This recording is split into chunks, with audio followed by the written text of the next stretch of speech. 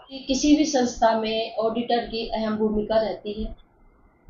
यहाँ पर देवकीनंदन जी का था, तो आप क्या कहना चाहते हैं?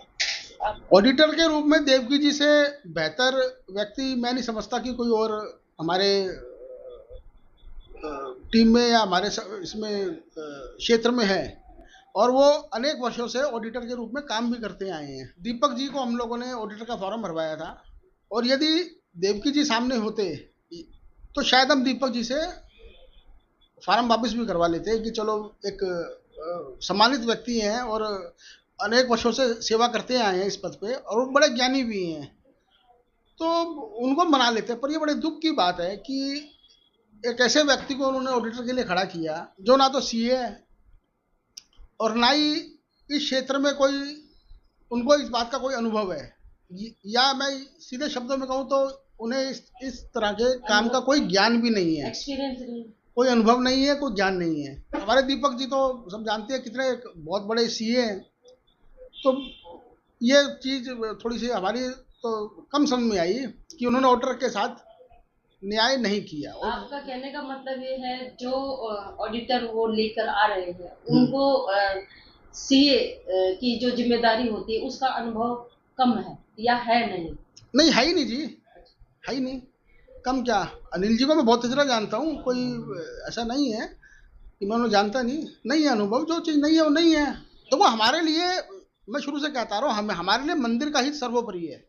जो चीज़ मंदिर के लिए ठीक होगी हम उसके लिए कभी भी मना नहीं करेंगे किसी बात के लिए, लेकिन जो चीज़ मंदिर के लिए ठीक ही नहीं है हम उस पर कैसे हाँ कर दें? तो ये तो मेंबरों को डिसाइड करना चाहिए कि टीम में ऐसे लोगों को लेके आ रहे हैं जिनके पास कोई अनुभव नहीं है, एक्सपीरियंस नहीं है, कैसे काम करेंगे?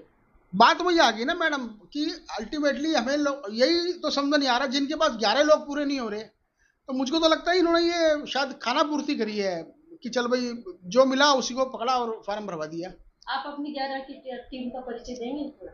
हाँ जी, अवश्य। हमारे तो जो प्रधान पद के लिए हैं श्री प्रकाशन अग्रवाल जी, जो कि मेरे ख्याल से किसी परिचय के मोहताज। मेरे सदस्यों से यही अपील है कि प्रकाश जी की टीम को भारी मतों से विजय बनाएं।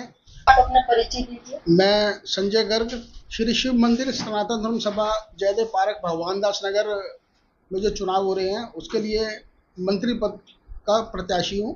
और मैं यही अपील करना चाहता हूँ कि प्रकाश चंद अग्रवाल जी की पूरी टीम को भारी मतों से विजय बनाएं और उनका साथ दें, ताकि मंदिर का काम जैसे पिछले कुछ महीनों से बड़े ही अच्छे तरीके से चल रहा है वो चलता रहे। थोड़ा सा उसके बारे में पिछले 4 महीने में जब कार्यभार संभाला, हमने मंदिर के जितने त्योहार जो होते थे, जैसे महाशिवरात्रि पर्व है, हनुमान जन्मोत्सव पर्व है, रामायण का अखंड पाठ भी कराया, जो भी हिंदू त्योहार होते हैं हमने सभी पूरी धूमधाम से मनाए।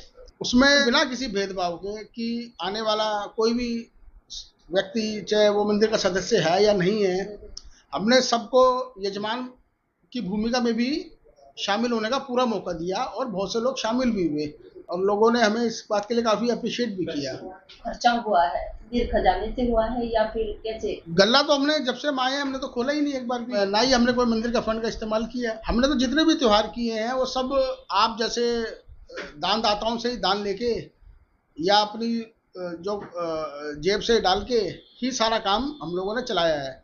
और सबसे अच्छी बात यह है कि हमने जितने भी कार्यक्रम किए, जितने भी त्योहार बनाए, उन सब में हम लोगों को पैसे की बचत ही हुई है, हमारा पैसा कहीं शॉर्ट नहीं पड़ा और कार्यक्रम भी सारे बड़े धूमधाम से मनाए गए।